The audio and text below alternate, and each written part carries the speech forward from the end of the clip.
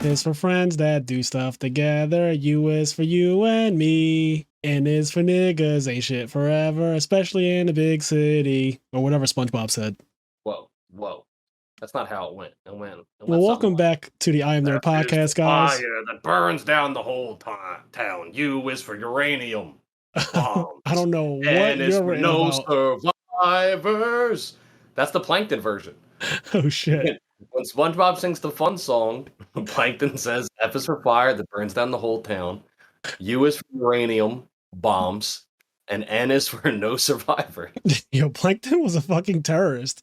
That was on Nickelodeon. Why did no one check him? Oh, well, when we talk about Nickelodeon, there are a lot of things that I can't believe actually made it through to Nickelodeon, because this channel. So we did our episode on Cartoon Network. Cartoon Network is cracked out of its mind, especially in the 90s, early 2000s. Some of the best cartoons I've ever seen. And then at some point, Cartoon Network kind of lost a bit of its luster, I would say. And I think that is because Nickelodeon started putting out bangers like SpongeBob, Fairly Odd Parents. All that was pretty much always around. That shit was around since 94, so I can't say that was a new one. And Rugrats was around since 91, so that was always there too. So it always has some bangers. Legendary. Rugrats is legendary. SpongeBob changed the game. Hey Arnold changed the game.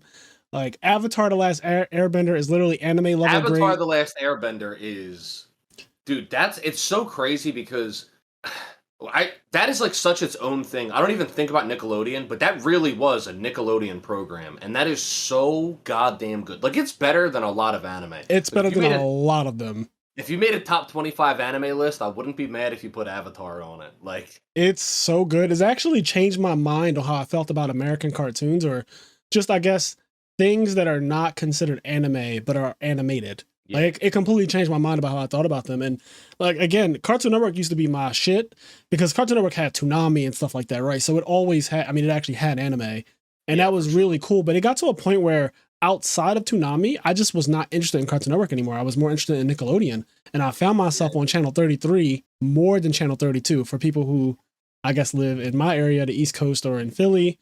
32 was Cartoon Network, 33 was Nickelodeon, 34 was Disney.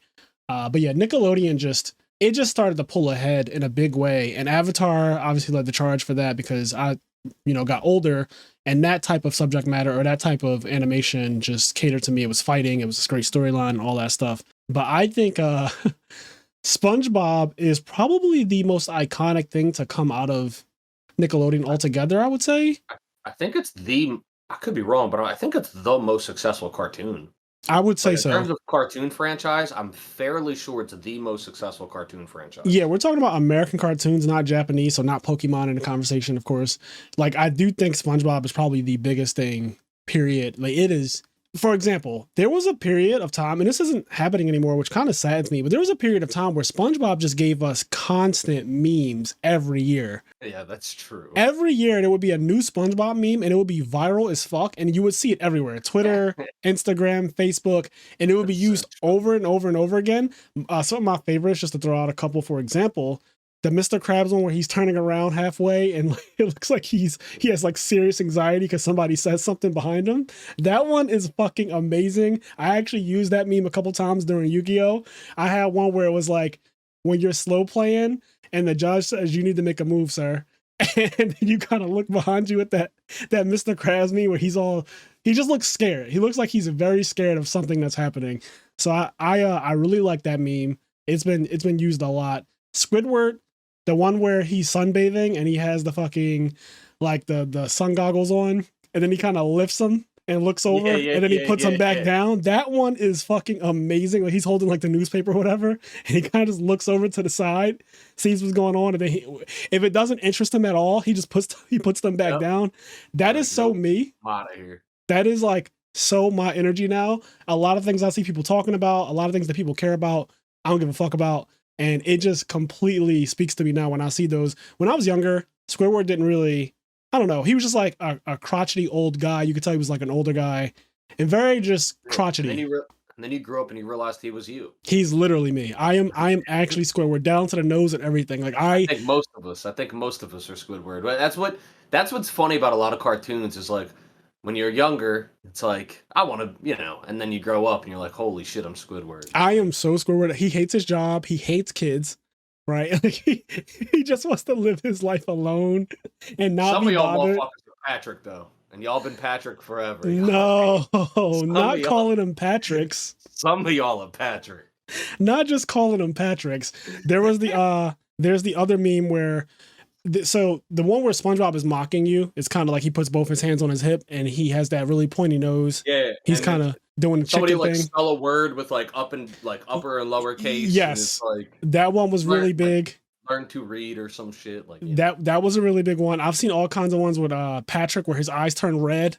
Like, for example, anytime somebody sets up a D's nuts joke or any kind of thing like that, or Ligma, like, oh, I call Ligma, it's like, oh, what's Ligma? It's like, lick my nuts, or any of those jokes, they always use, like, for example, my friend Garen, he does it a lot on Facebook, or at least he used to, but they banned him like 18 times. Shout out to Garen, big supporter of the podcast, one of our favorite patrons, but he always gets banned and he always catches people with like these obscure Ligma jokes or just these nuts jokes.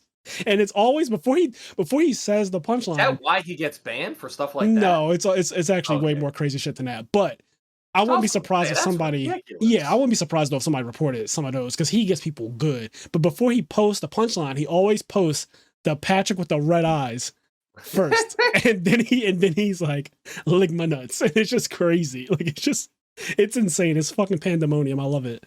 SpongeBob has given us so many memes, so many great moments. And it's one of my favorite cartoons ever. And it's interesting because I didn't like SpongeBob when it first started airing in 1999. I really didn't care for it. I guess it was new. And I don't know. It just looked silly and not for me. It was on Nickelodeon. Again, I was a Cartoon Network kid.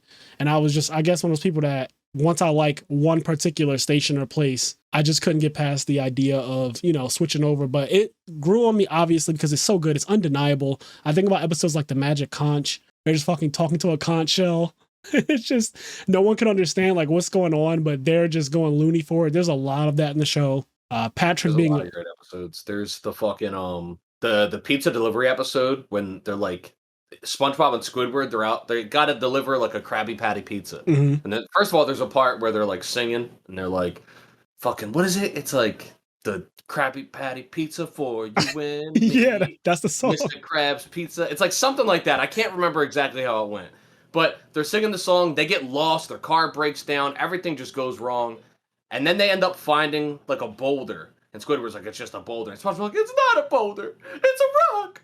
He says, oh, the old timers used to ride these babies for ages. And then like he just like gets and he starts driving a rock. Like I don't understand why. The show is so but loony. It just something about that episode is fucking amazing. One of my favorite episodes is when Patrick goes to this area of the sea of Bikini Bottom where there's a bunch of fishing hooks. Oh my god, Rock Bottom. Yes, it's called Rock Bottom. So there's the Rock Bottom. There's the one where he goes to the area where there's a bunch of fishing hooks, and SpongeBob's like, Patrick, don't touch that. And he grabs onto it and it yoinks him up to the top, and then he lets go as it gets right to the top where he's about to be pulled out the water, and he floats back down. He's like, wee.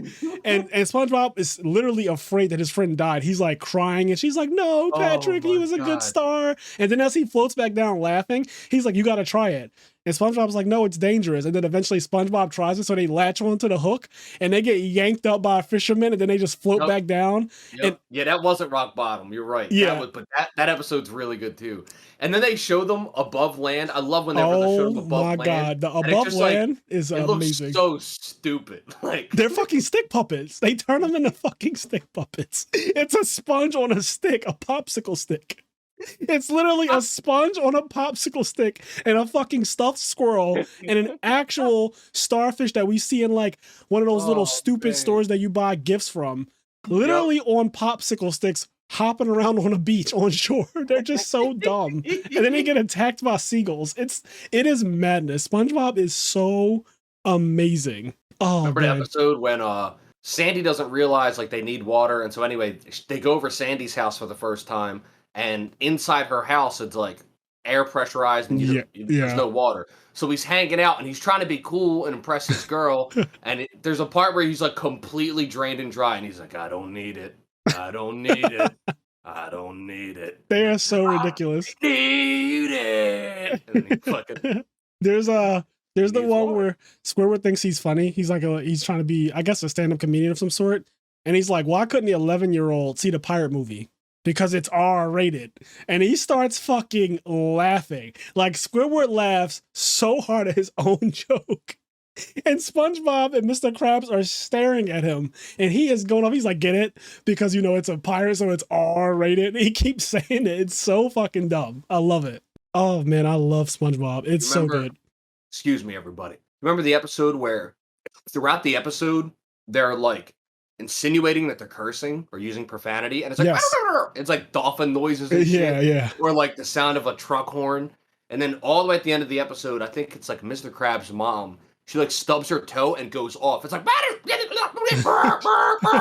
and it's like going crazy. And they look at her like, oh my God, like, I can't believe you. And she goes, what? It's just old man Jenkins in his new car. And like he drives by and he's like pulling the horn. And he tries to act like it wasn't her cursing her fucking head off. Yeah, I love those episodes. Again, there's one thing about cartoons that I really love is that they do cater to adults in weird ways. They find ways to, if your parent happens to be in the room watching with you or listening behind the scenes or whatever, there's going to be jokes that they catch when you're really young that you just don't quite get. So all of those things definitely come out in SpongeBob. SpongeBob has a lot of that type of thing too.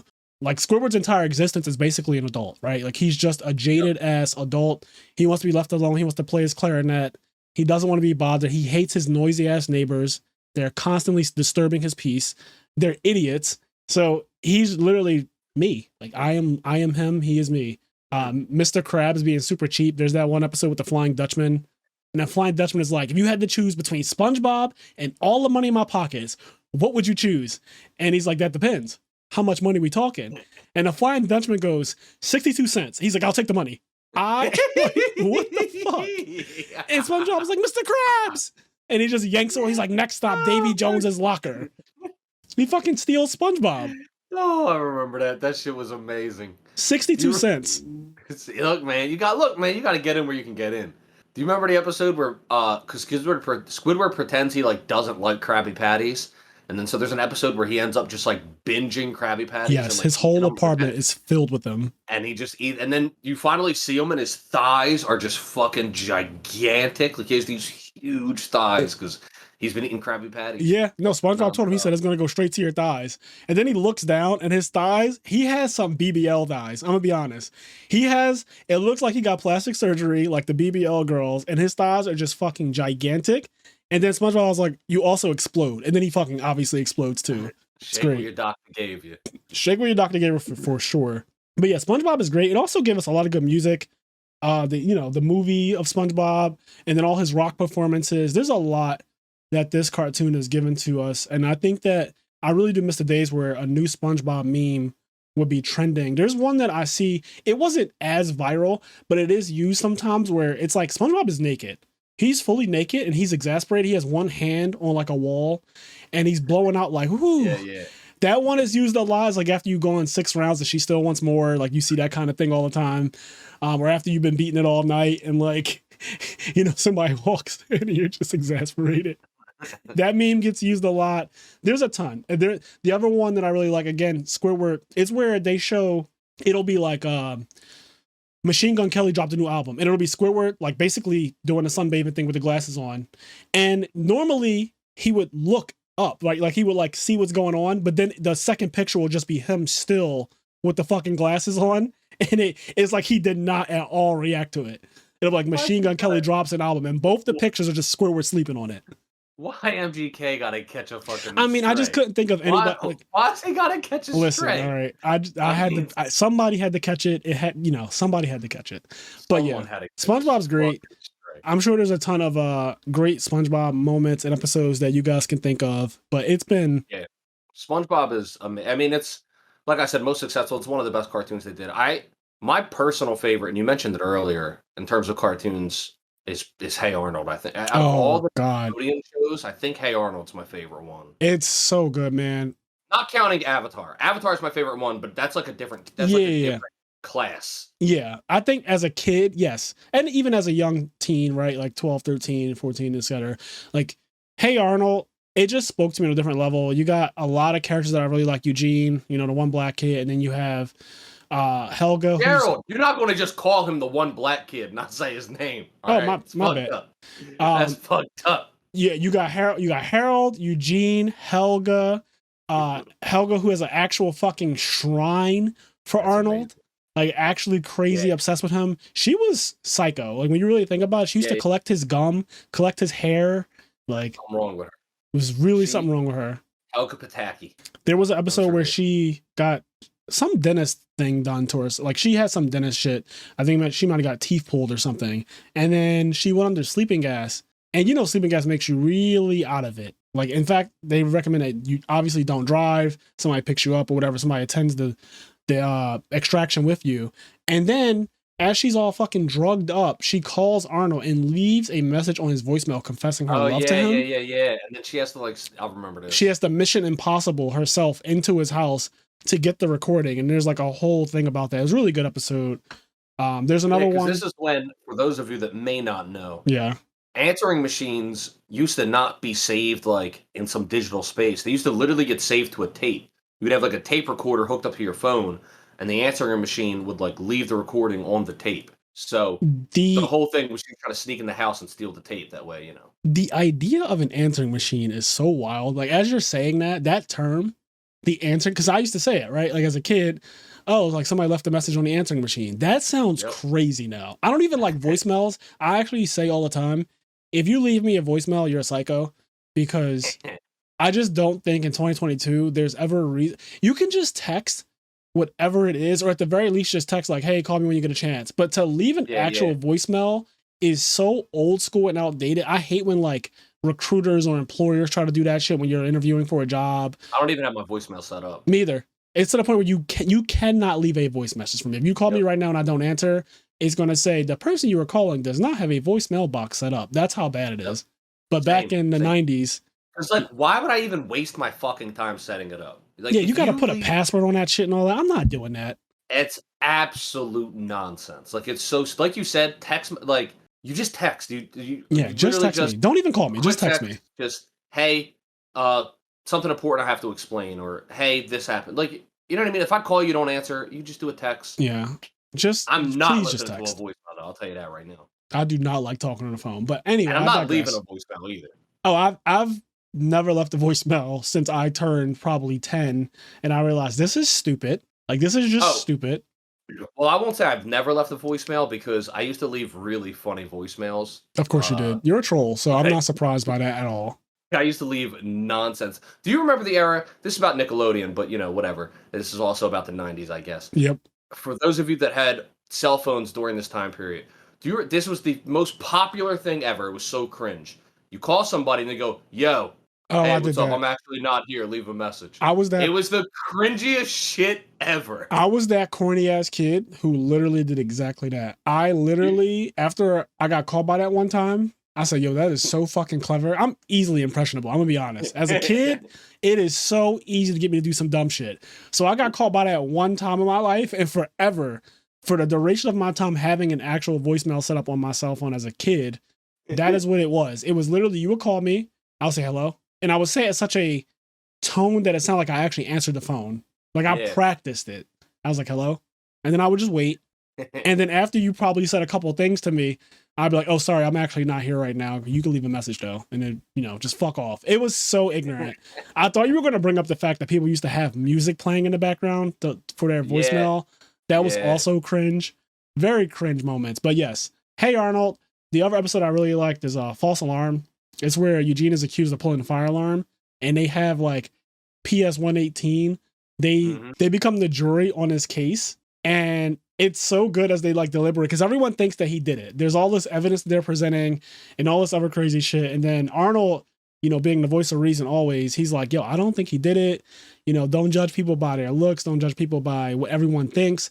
Groupthink is actually very dangerous. Pretty much what it taught you. And that's what I liked about Hey Arnold, is that it always felt like there was a message in the episodes, or some, you know, it always came with something extra. It was a straight up show, and it really felt like it represented inner city life in a way that I don't really think any other cartoons really did. I mean, I'm sure other cartoons did, but I don't the way Hey Arnold represented inner city life and the way it was like there was that episode where there's kind of like a vacant lot right in the middle of like a couple buildings. There's a vacant lot, and they would go there and play baseball.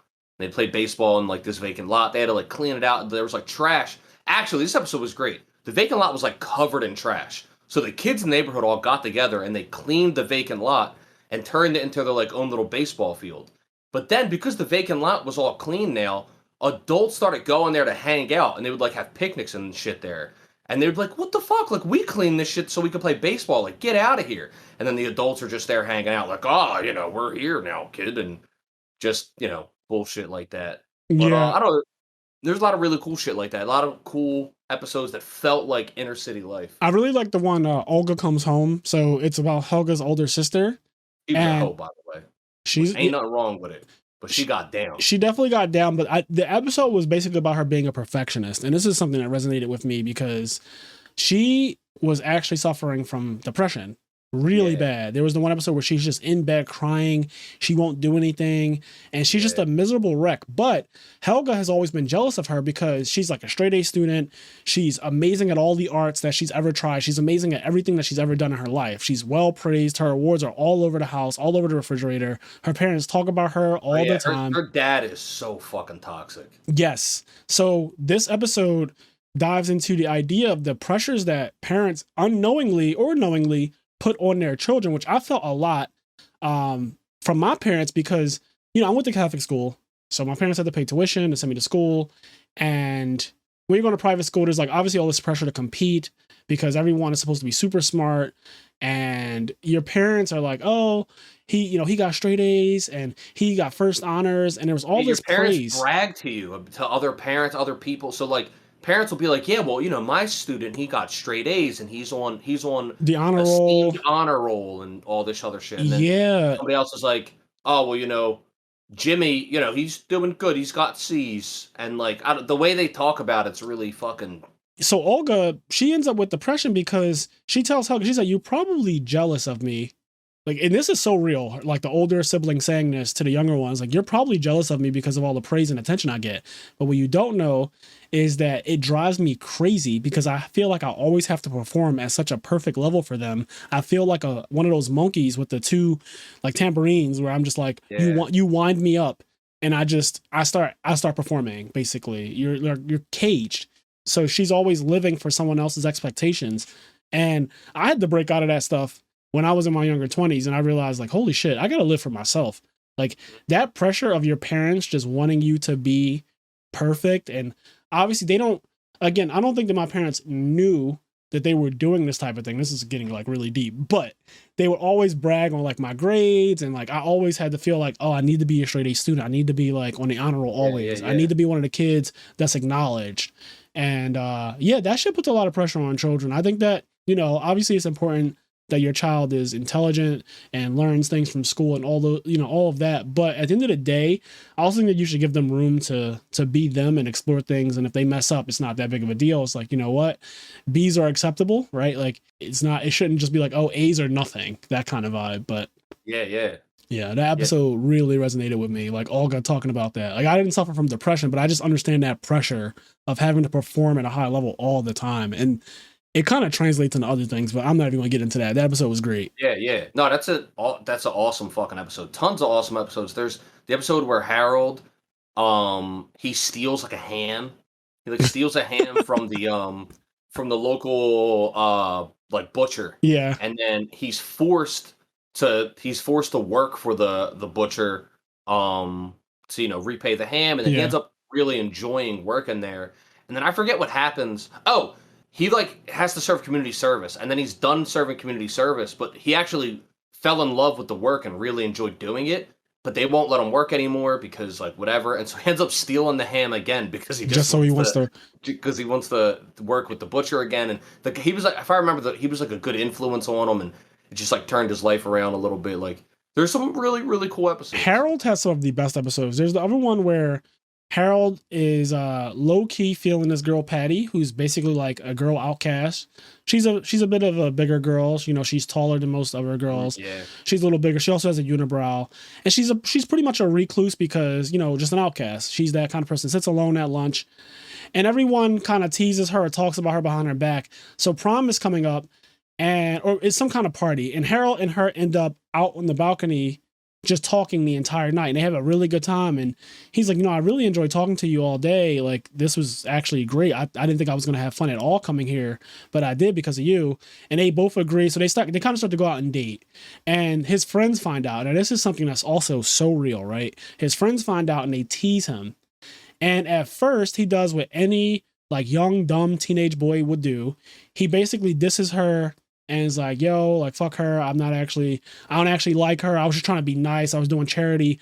Mind you, he's no spring chicken Prince Charming himself, if we're being honest. Like, Harold is not, he's not that. So it's such a good analysis of how we are as humans. Yep. And he treats her really bad. Mind you, even though he treats her really bad, she's so used to being treated bad that it like barely affects her, which is also so sad too. Like, just how real some of this shit is in these episodes, especially when you're in, like, I was around the age of the kids in Hey Arnold as I'm watching it. So seeing some of this stuff, but yeah, she doesn't even get that upset because she's so used to being treated bad or being teased and people like betraying her that it becomes normal to her.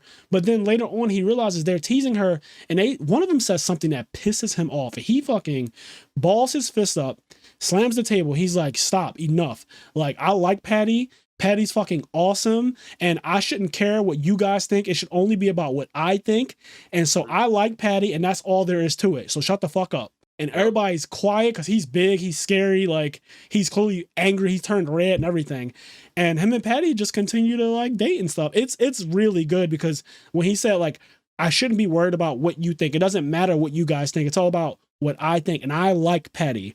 And that's just something that even in 2022, we should probably heed that message of just, you know, love who you want to love, like who you want to like. Don't care about what people think. Something that's great about that episode and about that moment is that in real life, that end result rarely happens. Rarely does the part where you get where the Harold gets mad and fights back and goes, you know what? No, fuck you. Yeah. I actually do like her. I don't fucking care what you think. That rarely doesn't happen. Usually people just given the peer pressure, given the society, and they just like, they diss them or they try to like make it up to them on the side. Yep. But rarely do they just like get real with their feelings. You know what? I don't care what you think. That doesn't often happen. And it's good that that is there because it shows like the ideal version of the message and what you should do. Yeah, it's like, what we should really this shit do. happens. We understand. We all go through this. You've probably done this too. But here's how you should reconcile. Like, just at the end of it, like, fuck them. Like, stand up for yourself. Stand up for that person. Like, it's not right to tear them down. And it's not right to not be honest with yourself just because somebody else is being corny and making fun of people for no reason. You know what I mean? Over just superficial things. It's really, really good. I've seen a lot of people be teased over things they can't control. And when he just said, you know, I like her and that's all that matters, I was like, man, that's a message that still stands today. Like, people need to really learn to live like that. Like, don't worry about what people think. Love who you want to love. Be who you want to be. And fuck everybody else. Like, honestly. Hey Arnold also had obviously a lot of funny episodes too. Like, his grandma was just a Looney Tune. She was a fucking nut job, but she was great. There's the one episode where the grandpa too. The whole house. Hey, okay, real quick. Hey Arnold's living situation is so dope because like his grandparents, I guess, are landlords, right? They own that little apartment, but it's not even really an apartment. It's just a house, and everybody rents out a room. But then my man Arnold has the hottest fucking room of any kid on the planet. Like, him up on that sunroof attic thing that he's got going on. Yeah, that is fire. Dude. And he just kind of sits in his bed and looks up out at the sky. Yeah. Like, I could imagine at nighttime that's amazing. In the daytime that could be amazing. I mean, I would love to be able to close it though if it's like too sunny. But still, that natural lighting and everything, that his room is really fire. Like, I agree with that 100%. But his grandma, there was an episode where he gets mugged. Like, some guy robs him. Remember this? Yeah, he gets robbed, and so he learns karate from his grandma. Now she is fucking G.I. Jane, gung ho about it, teaching him how to break wooden sticks and shit with the base of his hand, all kinds of stuff, right? He's chopping wood, kicking, doing all kinds of stuff. And eventually, you know, at first he sucks at it, right? But then he becomes really good at karate. and he starts to misuse it, which is another lesson, right? Like Yep. if you learn how to fight, you learn how to do martial arts. The first thing kids want to do, obviously, is wield that power against another kid, and he does that Yeah. in a bad way. You learn these things for self-defense, and that's why the discipline of them is pretty important. It's something that's been happening recently with how popular MMA is. Yes. MMA is obviously a very effective style of fighting, and it's proven time and time again. It's way more applicable than things like karate, like just base karate. Yeah. The difference, though, and I think this is something that's kind of important, is that karate and those older disciplines, they also teach discipline, ideally, because like you're supposed to be using it for self-defense. You're not supposed to use this to go out and like attack other people. And I'm sure MMA schools do this, but I know there's a lot of MMA schools where the discipline of it is kind of lost, and so they just like teach people how to fight. Yeah, rip your opponent apart. And then people just go out and like, ready to just get into a fight. Like I personally know people that learned MMA, and even though they learned it for self-defense, after learning it, they started looking for trouble. Like, yeah. They wanted to get in It definitely fights. makes people more aggressive and more passionate about every little thing, so that way they kind of end up in altercations. I've definitely seen that myself with people who, their hands are registered. They took boxing as a kid or karate or whatever, and they tend sometimes, not all the time, they tend to be more aggressive sometimes. And it's like, this isn't everybody. It's not a rule, but it's just something that does happen. 100%. And I can't say that I wouldn't be the exact same way if I learned MMA shit as a kid. Like I would definitely want to do some of my submissions on people because I used to play wrestling. Like I would see Stone Cold Stunner and the Pedigree and all types of shit, Tombstone, and the first thing I wanted to do, practice it on my cousins who were younger than me and couldn't really do anything about it. It's just like, that's just what you did. But I like his grandma a lot. She reminds me of my grandma, actually. My grandma was a really zany character. And she was just for an old lady, she was very active, like physically. She was thin, just like his grandma. And she would just always, I don't know, be ready to jump up and move around and dance and all types of stuff. I have this really amazing video of her dancing at like her 71st birthday party. She's dancing and she's literally at her birthday party dancing in the middle of the floor, and it's her by herself, and she's like just so full of life. She's living it up. Yeah. Yes. And it just reminds me of when I see Arnold's grandma, and she helps him. There was this one episode where they find a turtle that they saw when they were children that was like this great turtle, and then when they see it again at their current age, he's like spray painted on. He looks really fucking depressed. He's all sad looking in this aquarium. And it makes them sad, so Arnold comes up with the idea to bust the turtle out. And of course, his grandma puts on this all-black outfit that's completely unnecessary. She puts on this all-black outfit, and she goes full-on G.I. Jane mode. She has, like, all kinds of shit. A grapple hook to go over the scale a wall. Mind you, the wall, you can literally just walk around, like, the opening. Like, it's not even, it doesn't need to be scaled at all. But she scales it, gets over top of it, falls down. Yes, and she helps him to steal this turtle and release it into the wild. So his grandma basically showed the importance of having, just kind of that older person in your life that is willing to back you on all your nonsense, as long as it's not like too out there, even though obviously breaking a turtle out of the aquarium is crazy. Yeah, she was out there. But she's all for him defending himself, right? Like she was definitely, if somebody fucks with you, you have a right to defend yourself. She actually said something like, if somebody gets in your personal space, right, they invade your personal space, and it starts to make you uncomfortable, like you do have a right to defend yourself, which I thought was a great message, because a lot of people try to be like, oh, nonviolent, no matter what, never fight and all that stuff. Like, fuck that. My parents were definitely on if somebody hits you or if somebody, gets too close or too aggressive, hit them the fuck back. Like, period. That the whole violence is never the answer thing just isn't. It's just not. That doesn't work in the real world. It just does not work in the real world. It's what we all wished was true, but in the real world, sometimes, like unfortunately, like if somebody comes and punches you in the face, you can't go, all right, well, please don't do that again. Yeah. Like there's another episode too that I really like where they get stuck in a tree, and so I think it's Harold, Arnold, and Eugene. They're stuck in this tree, and first Eugene is stuck in the tree, but then Arnold and Harold go up there to try to help him, but then they get up there and they realize, oh shit, it's too high up. I don't know how to get down. They start imagining their lives as old people up there. They live their entire life in this fucking tree. And at one point, Harold is married to a squirrel, and he's going nuts, no pun intended. And he's literally going batshit crazy. He's like, yo, don't get married. And then Arnold's under his breath like, yeah, definitely not to a fucking squirrel. But yeah, it's really good.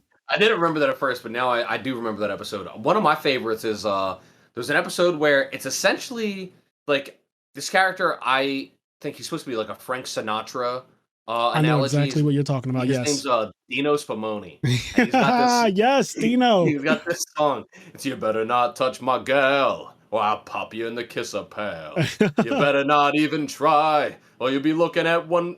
You'll be looking at a big black eye. So listen good, you stupid hood. I'll give it to the count of 10.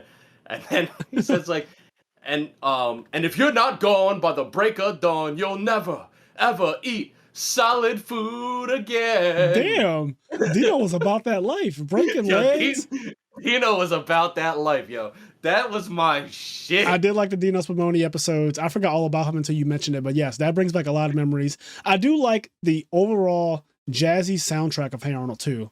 Mm-hmm. It had a lot of jazz notes in it, and just I think the overall music of the show. Now that you went into the Dino thing, it reminds me like, yeah, that was one of the things that made it so good is how atmospheric it was. It just had this feel to it, and I really loved it. And then last but not least, there's one of my favorite episodes. It's the one about like the Pigeon Man. And I was just about to say that before you. It's so cool that you brought that up. The Pigeon Man love episode, so good. the neighborhood characters. Like like I said, the inner city stuff. There's just the neighborhood characters. Yes. When you grow up in the city, there's these characters in the fucking neighborhood that are just around, and it's like every neighborhood, if not literally a Pigeon Man, has had a Pigeon Man. You know what I mean? Yes. And so this one actually made me want to cry almost. Like, it's really sad because he's a recluse and he's surrounded by all these birds. Naturally, everyone is afraid of him. All the kids basically feel like he is a horror story or some kind of spooky guy, right? But then it gets to a point where Arnold's, one of his birds, basically his carrier pigeons, it gets hurt. And he brings it to Pigeon Man to save it because the bird is going to die. So he brings the Pigeon Man and he saves the bird. You know, he puts a little X bandage on his chest. The bird is fine, right? So Arnold and the guy, the Pigeon Man, they start to hang out. And Arnold obviously realized that this is just a regular guy. He also went to the same school as Arnold. He went to PS 118. He had the same teacher, mind you, which is really cool. So they start to relate to each other and they get close. And Arnold's like, damn, like I thought you were some kind of monster, some kind of weirdo, but you're just a person. And the Pigeon Man dude just looking at Arnold, you know, like, yeah, this is how I've always been treated my whole life. So Arnold's like, I want to do something nice for you since you helped this pigeon out. And he takes him around the city. They get pizza. They go to do all these nice things. He does really nice things for the Pigeon Man guy.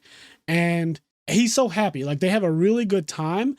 But then when they get back to his like shelter area where he lives, the other kids who are still afraid of him and won't talk to him and stuff like that, they destroyed his whole area. Yeah, like they fucked they left all the pigeon cages open and like destroyed them and shit. I think, right? Yeah, they really destroyed everything. Like you said, they left the cages open. They fucked up his couch and everything like that. Like it's kind of like he's homeless. Obviously, like he's very living in a not so great situation. And he tells his story about what happened. Like when he was younger, he had a project that he did with that teacher that him and Arnold share. He did his project on birds because he was just fascinated by birds. He was always fascinated by them. And he did his project on him. And his friends thought he was a weirdo because of it. Like because he's, he was kind of obsessed with birds or whatever.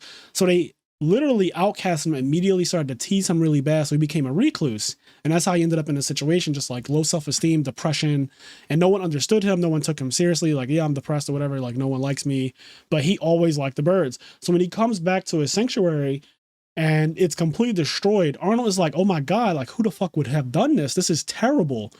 And like, again, this shit was so sad for me. With the pigeon guy goes, he's like, people, like, this is just people. Like, this is what people do. And it's really unfortunate. He was like, I can understand birds, but I can't understand people. Yeah. And man, like that shit, when I was young, I literally teared up from that episode because there's no real resolution to it. It's just a commentary on how shitty humans can be. Yep. And Hey Arnold used to get really, really deep on that level. So that episode really just got me in my feels. And even when I like rewatched it as basically a way to research for this podcast episode, it made me sad all over again because it's still something that we can relate to right now. Like just how poorly people treat each other because we don't understand each other. And he's like, yeah, I understand birds. Yeah, it's terrible. No fucking regard. It's similar to, that episode with Harold and Patty. Like, it's just sometimes like people just treat other people in such a crazy way. And then the peer pressure and like the society and like when sometimes people will treat you like shit, and it's not even that anybody else told them or made them treat you like shit. It's just because like they feel like it'll make everybody else happy. You know what I mean? Yeah. Like they'll treat you like shit because they think it'll make everybody else like them or something, you know? And it's like, Yeah, no, I totally understand. And I mean, it's a big commentary on human decency and the lack thereof.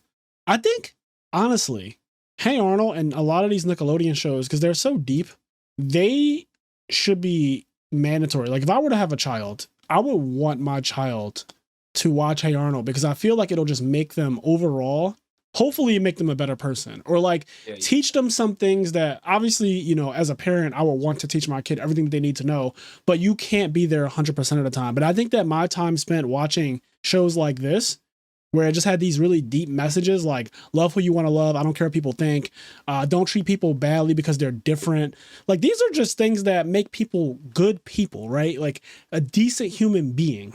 yeah, it's weird because there's a level of your education that you get growing up that can't be quantified because to some degree, outside of when you're outside of the restraints of your parents and your school, the things that you do in normal life help shape you, right? The Yep. cartoons that you watch or the YouTube that you watch nowadays and the games that you play. Like for example, just as like I grew up playing a lot of Zelda and like I've also played a lot of Mario Party. And to say both of those things is I've always really enjoyed puzzle solving and Yes.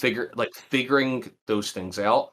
And I think a lot of that comes from Zelda and or for example, some like reflexes and reaction games from playing Mario Party and like watching the things go, Yeah. like being able to like always find the one that I want. Like I know people that can't do that, right? And I think I can only do it because I grew up playing something like Mario Party. But then there's also like a level of your decency or like your personality that comes.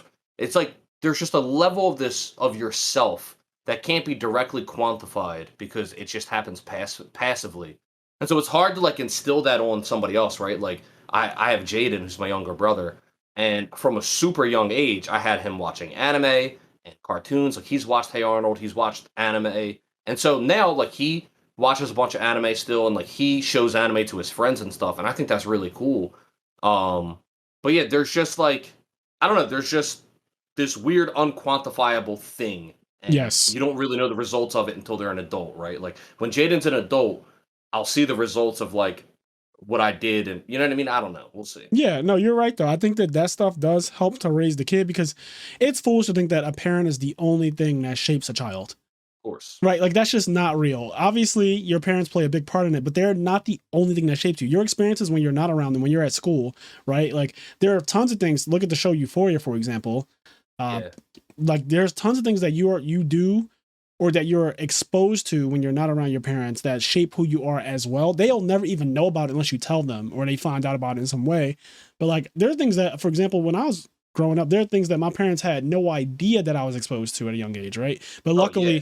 luckily, between the way they raised me and like my own personal values, I guess that I just have for myself, I didn't really indulge in certain things because it just didn't speak to me. It was just like Uh, this is not for this me.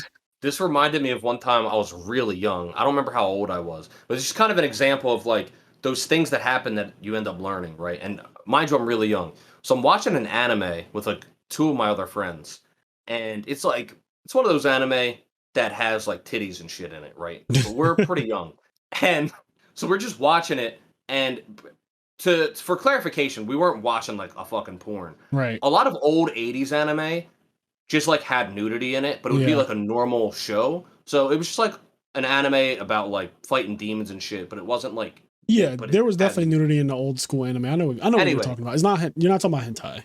Yeah, the point is though, there was a part and this one girl had like some titties, and one of my friends said like, "Damn, she has a nice cleavage." And then I said I remember specifically saying, "What's a cleavage?" And then they just started rolling on me. Oh Like they man. made fun of me for hours. Never explained to me what the fucking cleavage Right. was. Just made fun of me for fucking hours. And then like I went out of my way to learn what a cleavage was, and then I knew what a cleavage was. Yep. But it's just funny because like things like a cleavage or just like the word pussy or cunt and like those weird like you just learn them through like Yeah, through I other people. didn't learn Your those words parents from my don't teach parents. you those things. I definitely Like did not learn those words from my parents. I'll tell you that like right now. we all know what a 69 is, right? But Yes. like nobody taught, like, you know what I mean? But Yeah, my parents definitely did not teach me that either. Yeah, exactly. There's just a lot of shit that you learn as you're And growing neither up. did your school, right? Health class didn't tell you what a Hell no. 69 And I was. love 69s, but that's for episode 69. If you haven't heard that episode of our podcast, check that one out. It's a great episode. But yeah, Hey Arnold, amazing show. Also, Rugrats, tier 0. Rugrats is fucking one of the goats of all cartoons, of all Nickelodeon shows. Rugrats also had me scared to swallow seeds from fruit. Yo. That one episode where I think Chucky, Chucky, I think he swallows a watermelon seed. Yep. And they have to go inside him because it's going to grow and explode and kill him.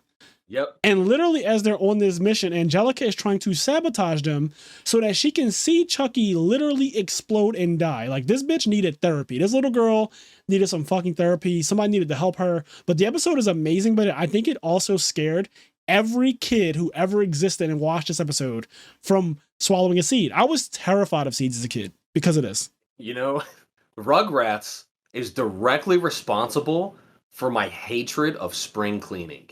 This, you know, for those of you that may not, there's, you know, the idea of spring cleaning. Springtime after the winter, a lot of times, like, families will, like, do a good clean of their house. They'll, like, rearrange things, reorganize the couches and shit, and clean all the dust and stuff. But there's an episode of Rugrats where they're doing spring cleaning, and there's, like, these dust bunnies, and they're literal, like, bunnies made out of dust. And Oh, I think yeah. like, and that episode, I remember just that episode specifically, and, like, the idea of spring cleaning in that episode, it had a long-lasting effect where I fucking hate, like, I just instantly hate spring cleaning, and I think it stems from that episode. Like, I hate the idea. It's like, I don't want to deal with the dust bunnies. There's man. a lot of things that I picked up from Rugrats that I thought were real. So, dog vision, you know how they would show? Oh, yeah. They would show what it looks like from the dog's perspective. I thought that that's what dogs actually saw. I mean, I don't know. I still, to this day, I don't know what the fuck dogs see like. I have no idea. Yeah. But dog vision from that show, I literally just assumed that all dogs see like that,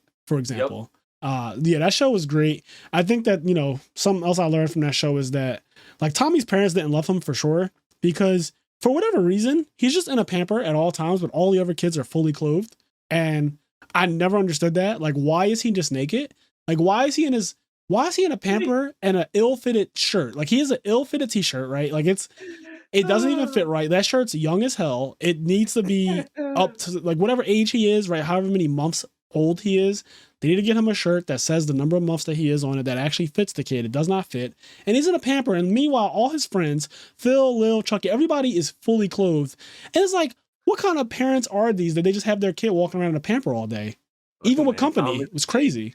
He's got his little wrench, his little screwdriver. He puts in work, all right? He gets out there, he gets his own pants. Yes. And then you had, like I said, Angelica was a lunatic, a kid who needed therapy very clearly. And she probably grew up and started smoking pot and, like, smoking cigarettes, the hardcore wispy. She probably had that raspy ass voice at some point. Speaking of growing up, so the Rugrats show is amazing, right?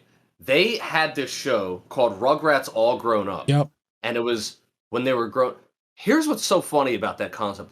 They're not they're fucking 10 in the show. Like, yeah. Rugrats All Grown Up is them, like, 10 years old and yeah. Like, they're not, yeah. I don't know why it's called All Grown Up. Like, that shit is why. I mean, I get it. They're all grown up compared to being babies, but yes. But yeah, that show's great. I mean, just the idea of seeing from the minds of a child, right? Like a very, very young child. They have that episode, they go camping. They go on these crazy adventures that they go on a camping trip at one point, and there's like this Sasquatch thing, but they call it Satchmo. They're terrified of that, but it's just, you know, it's just Angelica playing pranks on them, or it's like their father, you know, he's walking around in the dark time and everything looks so distorted at night. So from a kid's perspective, nighttime used to be scary to us, right? Like, fuck it, if you live in Philly, it is still scary. Like, I'm still scared of nighttime. But for the kids, it's really scary to them in the show. So they start seeing shadows and all types of stuff. It's just really cool. The concept of it, really well written. The perspective, because they show, you know, the babies going on these adventures, and then they'll show, like, what's actually happening in real life, and they're just like, oh. Like, yeah, I do like when the parents look over, because the parents are never paying attention, but when they do pay attention, the kids are just fucking babies, right? Like, they're just doing, they're not doing anything. Nothing. Yeah. But in their world, they're doing a lot. They're doing the most, actually. Great show. Yeah, it's a cool perspective shift. Cool show. I used to also love Doug as a kid. That show, like Hey Arnold, Doug was just cool to me. It was just a show about a kid going to school, living his life. He had a crush on this girl named Patty Mayonnaise, so he was down with the swirl Mhm. because she was definitely black and brown. And the character. Okay, I like those cartoons where the characters are all different like colors and stuff. I thought that Yeah, was like pretty. Skeeter was blue, the bully was green. Yeah, like their characters were just all different colors. So it wasn't really like about race or anything like that, which is really cool. Even though you can obviously tell some characters are blatantly, they were alluding to them being a certain race or whatever. But at the same time, I like that they just made them all different colors and they're just whatever. And then he had like Patty Mayonnaise, so he always had a crush on. Ended up going on a date at one point, and then he's stressing about it because he's like, "Is it a date? Is it not a date? Does she feel the Yeah, same yeah. way about me?" He's overthinking it, and I've been there before, where you're going out with somebody and like the whole time you're in your head about it, like, can I put my hand on your hand? If we go to the movies, like, is it going to be awkward if I touch you? That type of thing. And then at one point, he just forgets about all that stuff and he accidentally, like, he touches her and, they hold hands and she's like, I don't mind. Like, we can hold hands on my walk home or whatever. It's really, really cool. It's a Yeah, good it's show. such a good show for like a seventh grader. You know what I mean? Yes. Or Who goes through like those they're real problems.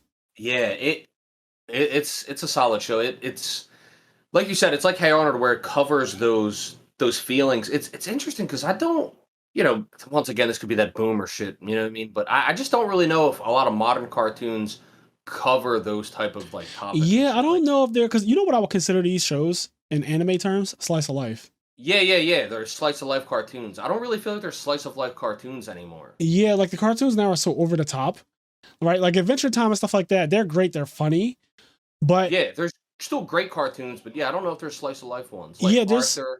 yeah, exactly. They're very just slice of life, and the episodes are usually not too out there, and they always have like a message that you can get from it. Even as a kid, you could pick up on like, oh, they're trying to teach something here. You might not realize it, but they are. And then Doug had a lot of that. Like you said, there was a bully. They had Quail Man, which I thought was cool. Like he became a superhero at one point. And then the bully always became like a T-Rex or Godzilla of some sort. But yeah, Doug was cool. Doug was really, Yeah, really cool. I and watched Doug was every time it like in came his on. head. Because like the Quail Man thing was like that was just Doug being in his head, in his imagination, and like thinking about things like. And I've definitely done that where it's like you're just in your head, you think about another person, and like you pivot, you like position them in like your imagination as like something, as like maybe like an adversary. You know what I mean? Yes, Like yes. Hypotheticals.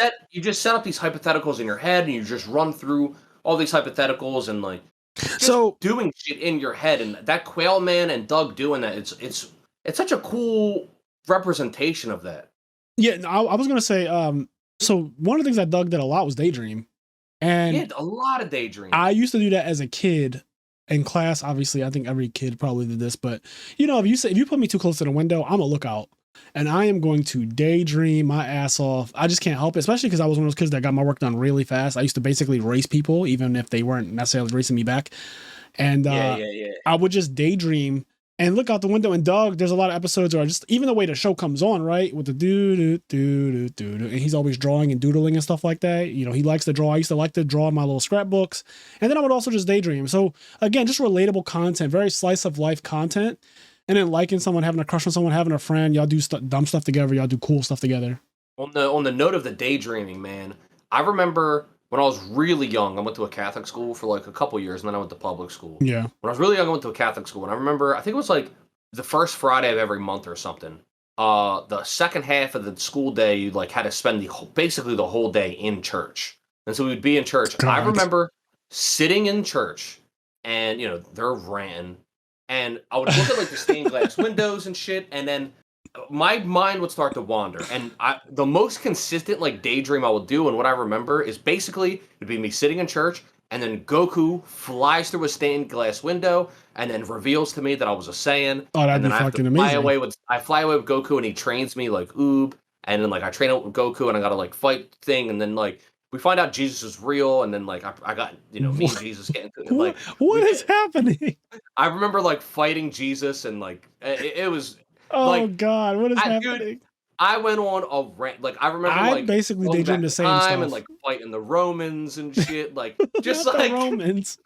Just like all kinds of random shit. But like that's what would happen. Like you Yes. would be Your just like mind in Doug and wanders. becoming Quail Man. Like Yeah, your mind wanders. Daydreaming is a very normal thing, especially for students, I feel like. So, yeah, I just related to Doug a lot. I watched it every time it came on. It was one of my favorite shows.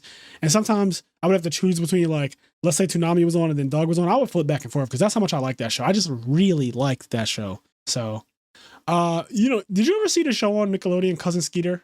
dude, I fucking love Cousin Skeeter, okay? Nobody remembers this show. This show doesn't exist. It's impossible. I remember back when I used the dark arts of the internet. Yes. And I used to obtain a lot of TV shows and content for free.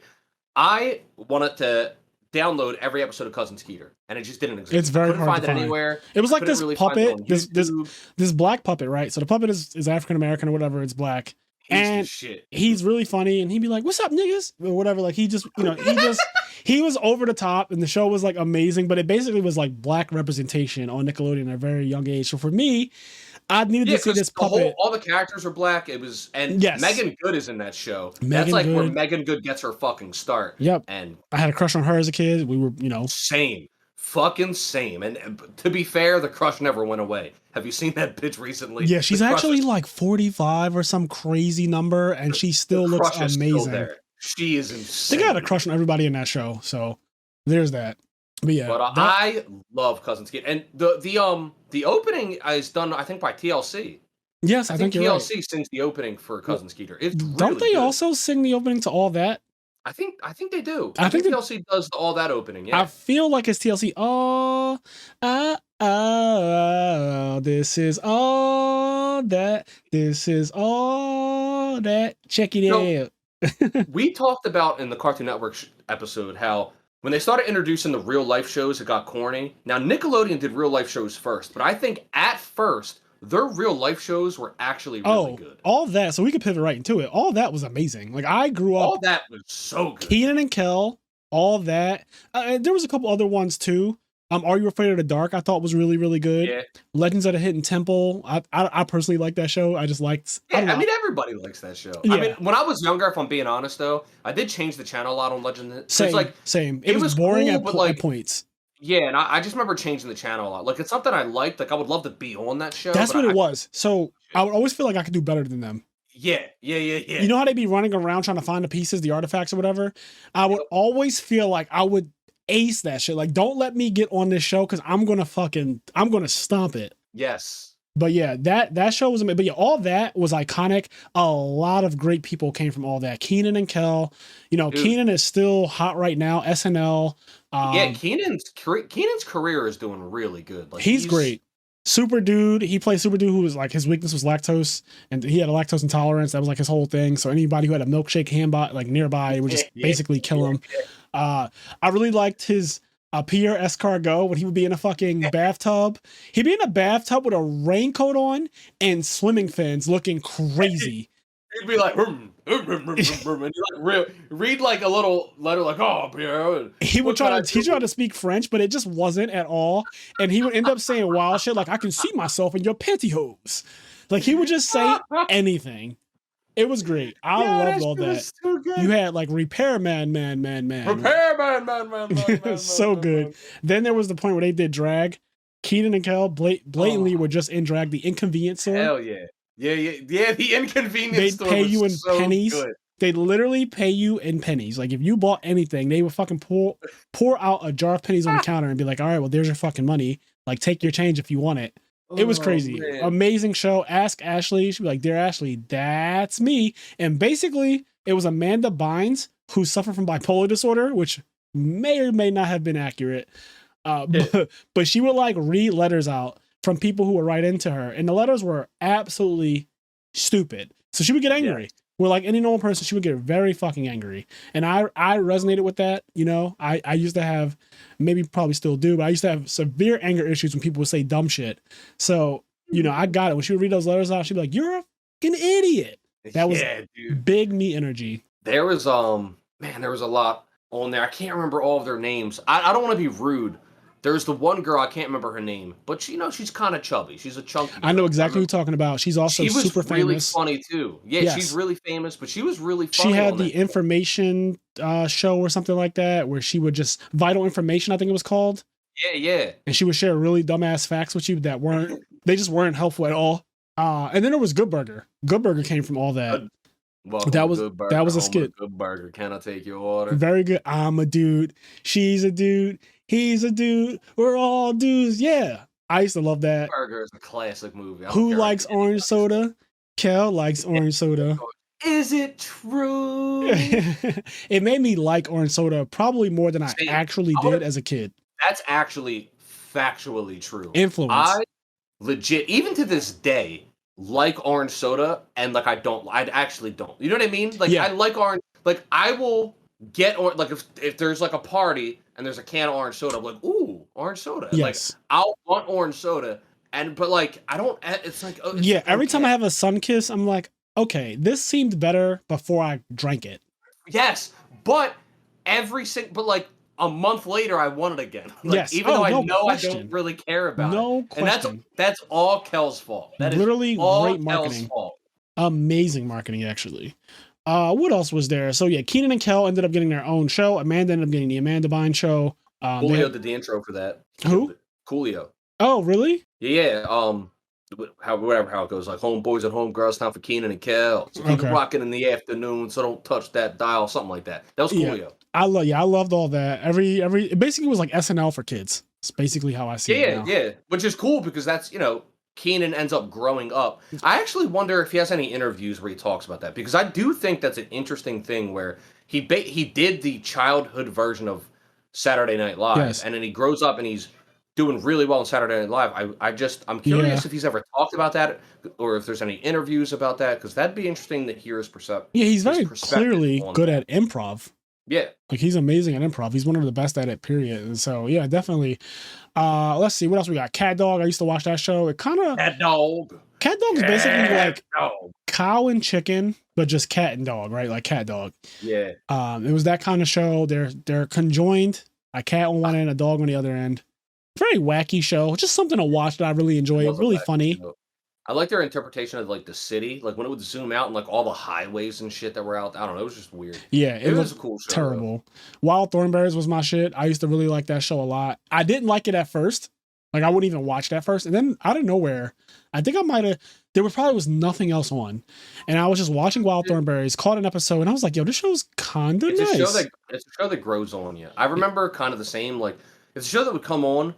And honestly, whenever it would be on, I would always kind of like, and like I would always watch it. Yes. And it's like over time, like it kind of grows on you. Like I don't think it's the best Nickelodeon show, but I do think it's pretty good. It's one of those honorable mentions. Like I have a couple honorable mentions here, and like Wild Thornberrys is one of them. Rocket Power. Dude, I fucked with Rocket Power. I was like, I wanted to be those kids. Like I wanted to go out with my fucking friends and like skateboard and shit. Like I didn't know how to do like they had like a half pipe in their backyard. Yeah. Like, they were living it the fuck up, man. Yeah, definitely a different life. Rocket Power definitely made the outside scene better than it was. Let's see what else. For real. Rocko's Modern Life. Rocko's Modern Life. Rocko's Modern Life. That show is really good. And you want to talk about a show with adult humor in it. That show has a lot of hidden. So I was going to pivot from Rocko's Modern Life having adult humor to fucking Ren and Stimpy. Well, Ren and Stimpy is just blatantly. That show is unhinged. Okay? Ren and Stimpy is You're the pitcher, I'm the catcher. You're the pitcher, I'm the catcher. You're the pitcher, I'm the catcher. There's an episode where Stimpy is going off, and he's just like, there's a part where he's saying, you're the pitcher, I'm the catcher. You're the pitcher, I'm the catcher. And then there's another part where there's an episode where they have to saw wood, okay? Yes. And oh my, that is the infamous episode.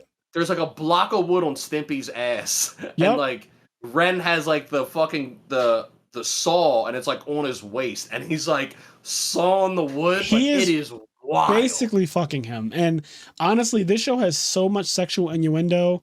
Like Ren and Stimpy just took it there. Happy, happy, joy, joy. The characters are just wild. The art style was also very unhinged, I would say. Like for a kid show, sometimes the art choices would be so dark. The way they would draw certain things, it would just be like, okay. They would also draw a lot of bulges in human bodies. People having like big chests or big butts. And Yeah, for some powder reason, toast man. that not only that, but they would also end up in these bent over positions so often. Like Oh my there god. would be a lot of moments in that show where the two main characters would basically be literally face down, ass up, and their ass would be like highlighted. Like it was just so wild. Yeah, And dude, I'm pretty sure there's an episode where Ren commits suicide. Like, I'm pretty sure there's an episode where he goes through all this shit, and by the end of the episode, he puts a gun in his mouth, and then like the camera goes away. so there's a And, bunch like, of that's the end episodes of where the they episode. actually try to kill themselves. And there's an episode where Casper, the friendly ghost, or a parody of Casper, they meet him and he's trying to kill himself again for whatever reason. He's trying to kill himself again, so he puts a gun in his mouth. And they're like, don't do it that way. Do it this way. And they pull out poison. Yeah. And he drinks the poison. He turns into a fat black guy. It's just wild. Like the show was just absolutely unhinged. There was one where one of the characters lost all their teeth.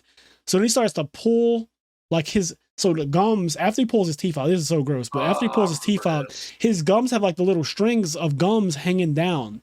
And he starts to pull those out too. It's all over the place. It's a lot. It's definitely a lot. They have a lot of banned episodes of that show.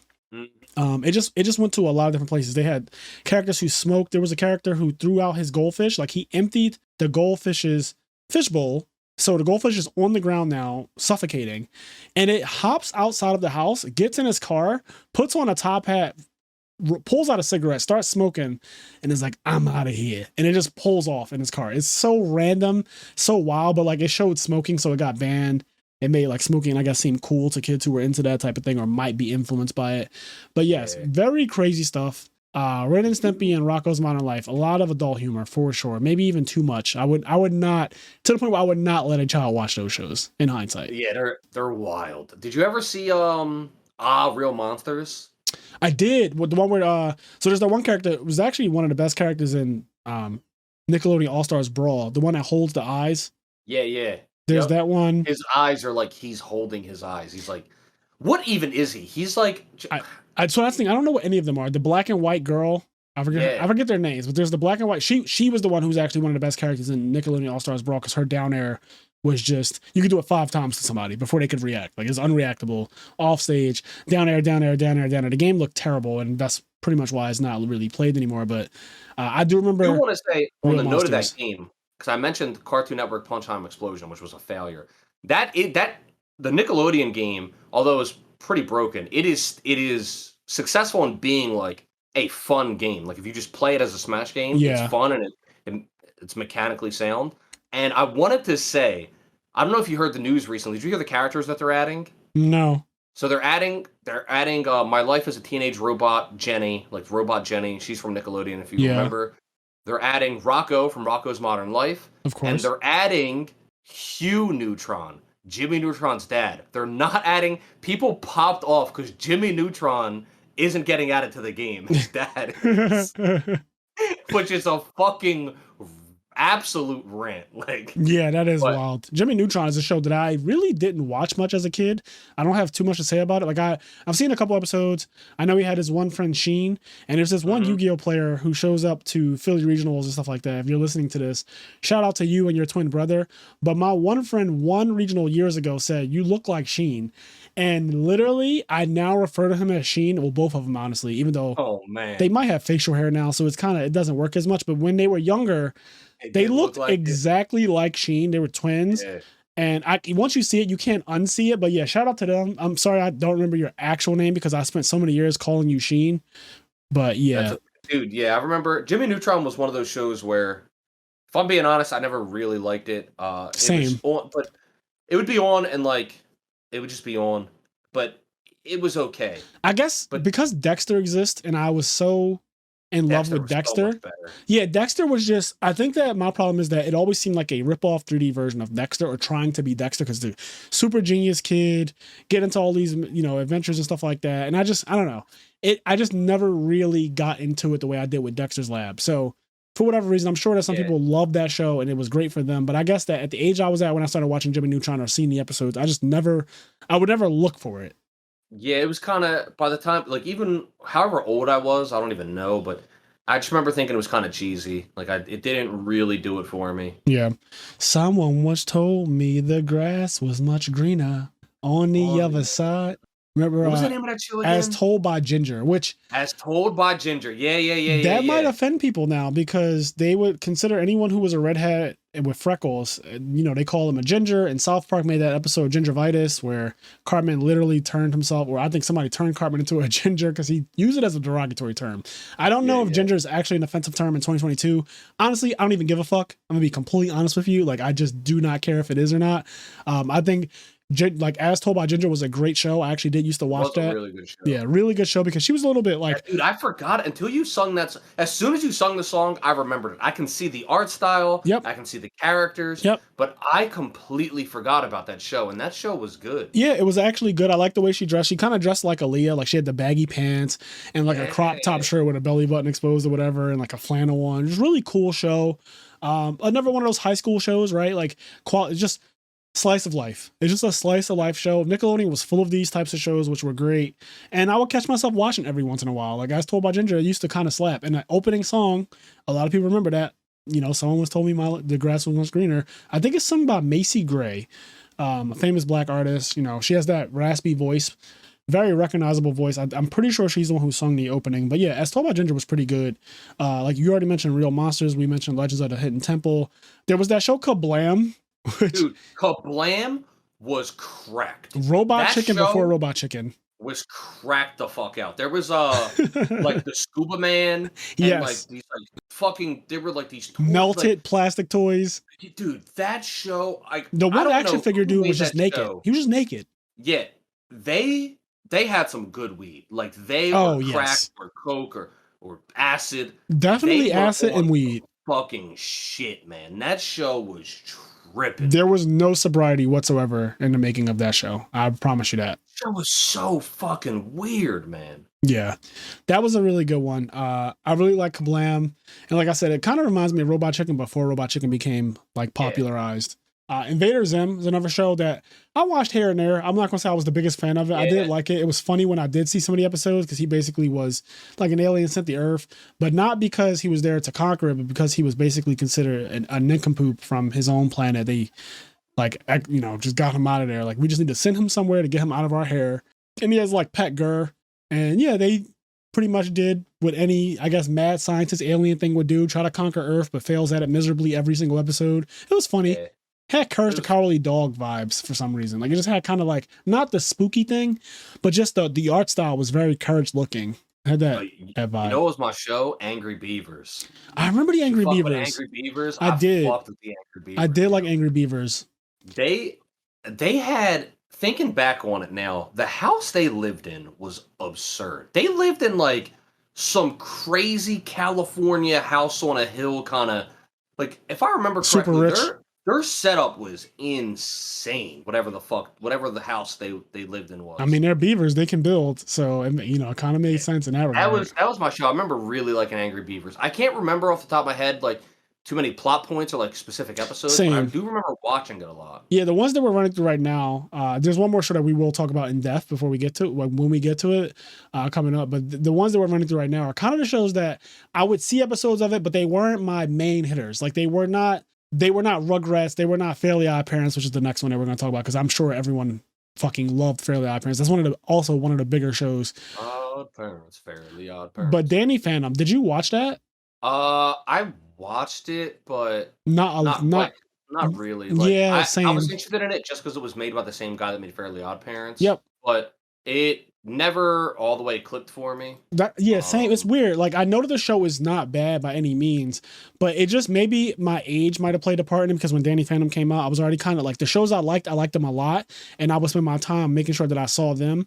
And that one came out a little bit later, and I just kind of was like, okay, this is cool, but it wasn't something that if it was on when I would click the menu on cable back then, you click the menu, you see everything that's coming on, right? You see like, oh, there's the lineup for shows. I would never be like, oh shit, Danny Phantom's coming on. Let me make sure I'm ready at 7:30. Yeah. It was just like if I catch it, I catch it. If I don't, I don't. I can live without it. So that's kind of how I feel about it. But the show wasn't bad by any means. It just wasn't like crazy to me. But I remember go ahead. when I was a kid, and we had a hentai episode, so no secret. But I remember when I was younger, I don't remember any of the characters' names. But I remember thinking one of the characters was pretty fucking cute. I was like, oh man. But I couldn't tell you who. but they were Yeah. like old. They were like older. It was supposed to be like an older cartoon. So Yes. I was like, Yeah. I was like, damn. And I think Wow. I was already kind of outgrowing getting into new But cartoons.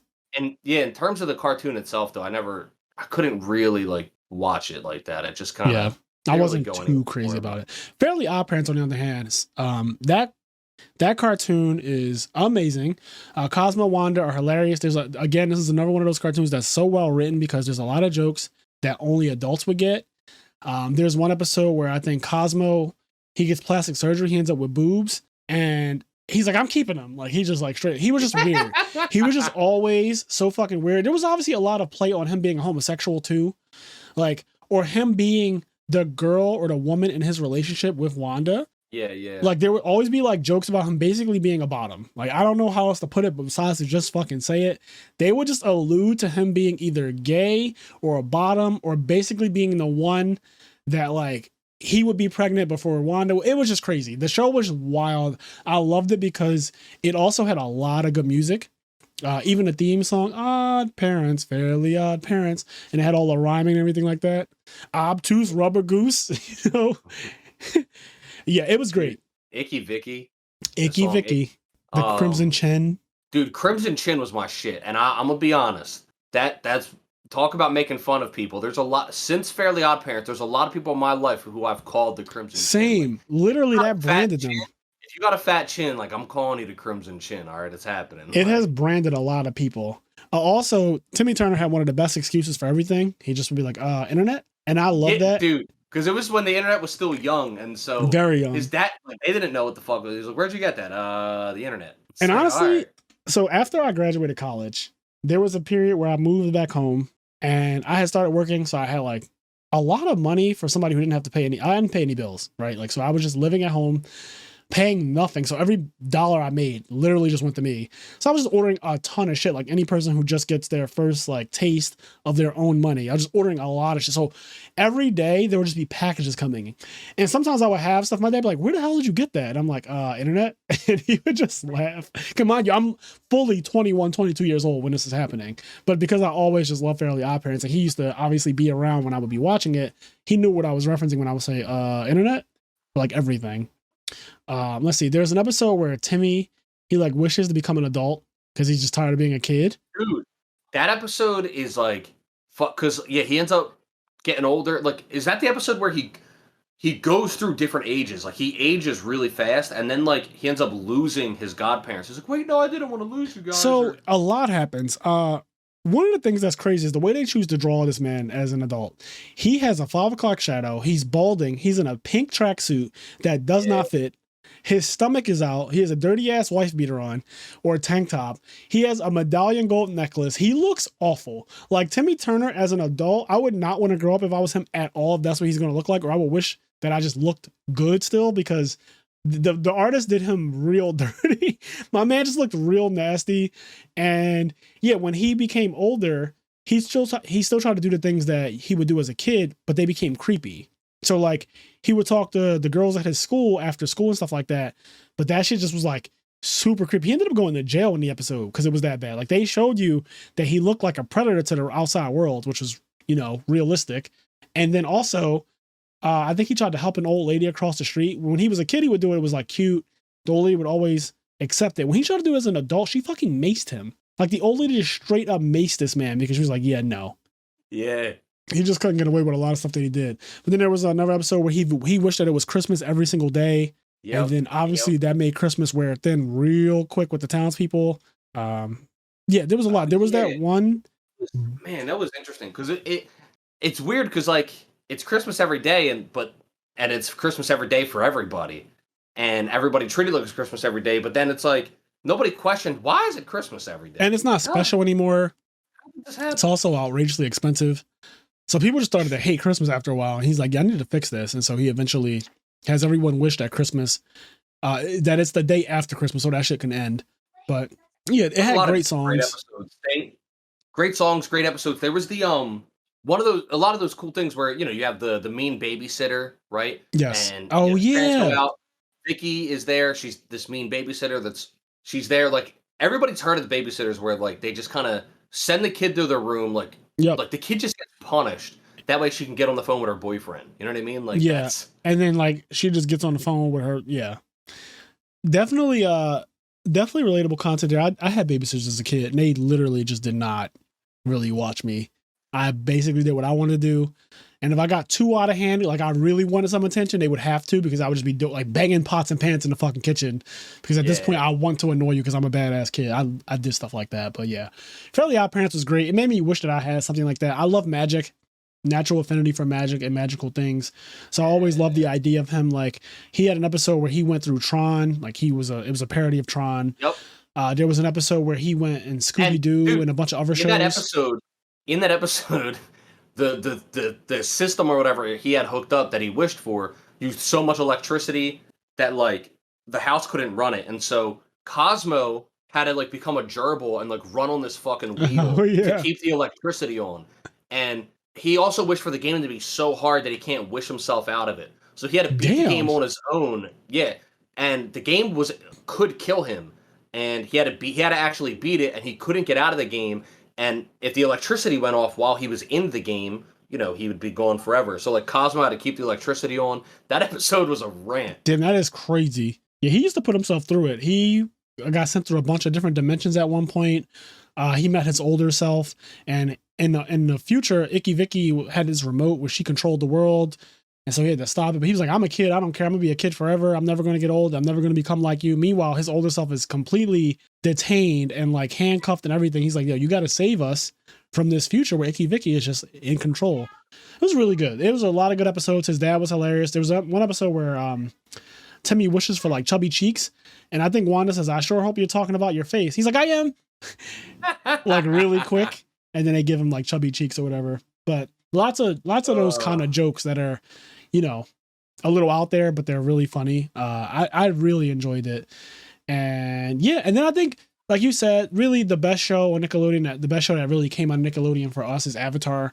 I think that Avatar is a show though that we will do an entire podcast episode on. We don't need to.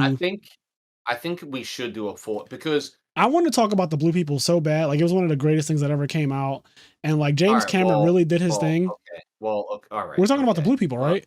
Well, everybody, this was the last episode of the IMNerd podcast. I'm sorry. We're done. And you I might always think you're yourself, talking about the Blue People, the you Pocahontas. may say to yourself, well, can't one of you just continue this on your own? No. Yeah. Fraser's going to be dead, and I'm going to be in prison. So that's the end I'm of it. going to his house right now. It's Damn, we almost made it to 100. Almost. But anyway, no. The Last Airbender is insanely good. There's 3 whole seasons of it. It has an actual, like, it has a full story, great character writing and development. It is by far, in my opinion, the greatest thing to come out of Nickelodeon. Yes. I also think Legend of Korra is really good as well. I think Last Airbender is better, but they're both really good. And that is not a hot take. No, it's not. Avatar is just really good, and it truly deserves its own full episode. Just fitting it in on the tail end of this wouldn't really. Yeah, I just wanted to throw it out there because I don't want people to think that we forgot about Avatar of all things, but I think that it deserves, as good as it is, and because I haven't watched it in a while, I'm going to recap it.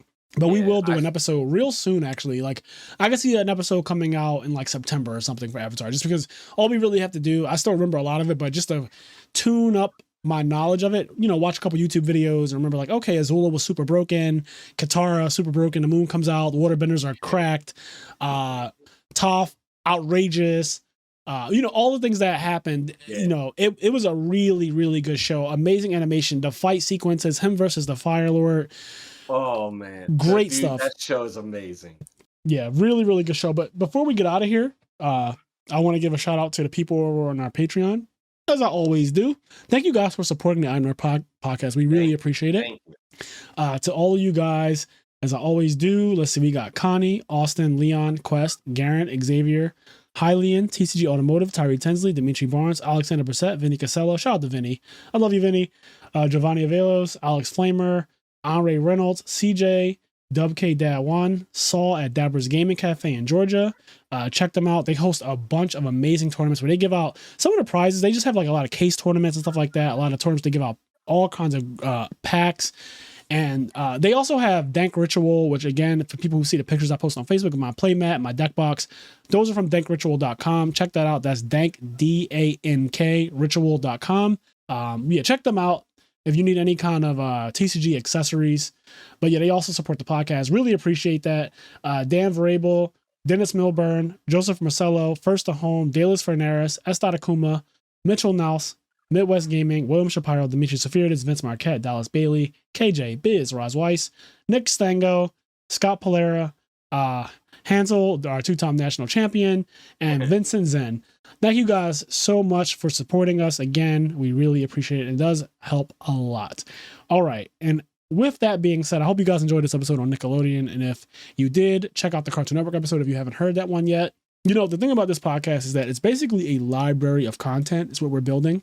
So you don't have to watch these in any particular order. Like, these episodes are basically anthologies. They're kind of timeless in a sense that we're just talking about things that we've experienced, nerd things that we really enjoyed.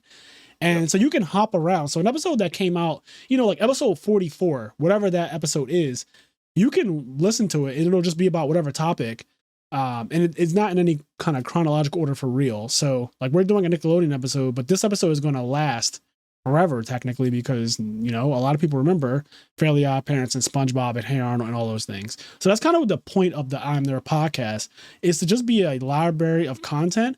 And then of course we also have a lot of Yu-Gi-Oh content, because again, a lot of people know me from Yu-Gi-Oh, and Kenny also play Yu-Gi-Oh, so we both can speak to it. Like, he even plays more current Yu-Gi-Oh than I have. He plays Master Duel sometimes, and I literally have not played modern Yu-Gi-Oh in 6 years. So like, there's a lot of stuff that we do. We go back and forth. We do Marvel and all that type of stuff. So obviously, if you guys are rocking with us, you already know this. But for the people who are more new to it and have started with, like, let's say this episode, you don't have to stop here. Like, you can continue to go backwards, and it will be fine. I promise you. There are a lot of good episodes to check out. And as I always say, you know, do the things that make you happy, including remembering Nickelodeon, how great it used to be. And I don't know what it is like now, but it used to be amazing. You better not touch my girl. I'll pop you in the kisser pail. All right.